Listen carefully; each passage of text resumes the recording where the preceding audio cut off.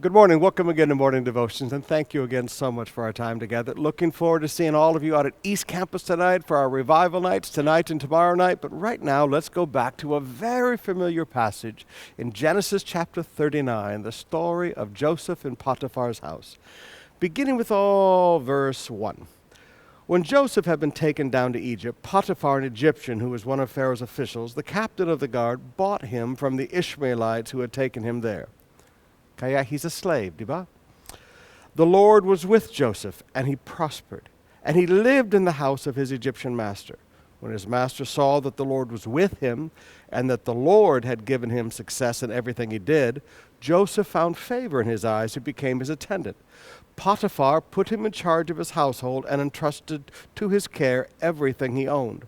From the time he put him in charge of his household and all that he owned, the Lord blessed the household of the Egyptian because of Joseph.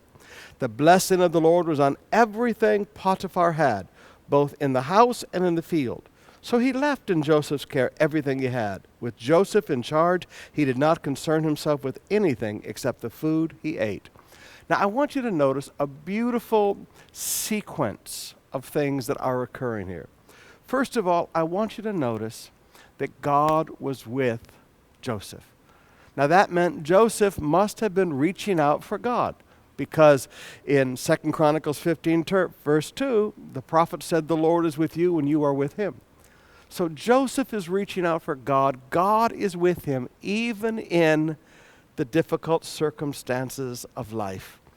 Now, brothers and sisters, here's a truth that you need to get a hold of. Just because life gives you the proverbial lemons, just because people mistreat you and do things that are wrong to you, doesn't mean that God won't turn things around for you. So people, family, brothers may have abandoned him and hurt him, but God never failed him and never forsook him. God was with Joseph. Now, notice what occurs. God is with Joseph.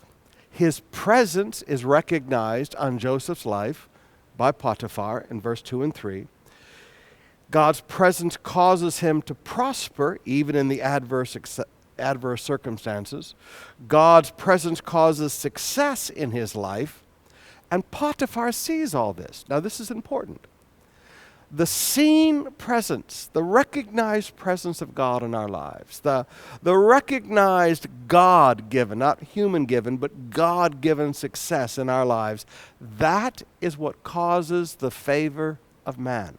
We always talk about God give us the favor of man, but how does God cause people to show us favor?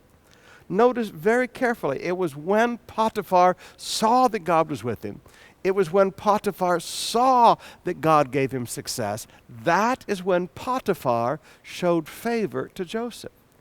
Now, brothers and sisters, don't look to man to show you favor.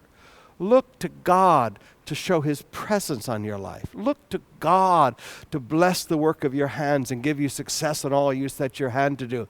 And as God does that, the people of this world will see God's presence and God-given success, and then they will give you favor.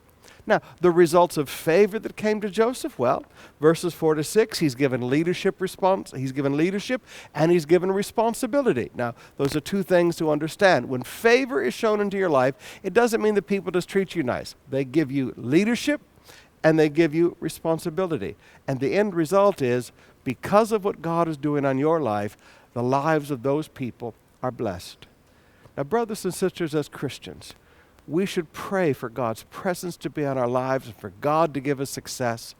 This is what will bring promotion to our life, and this is what will cause the companies and the businesses that we work for to succeed and prosper so that we will never be laid off.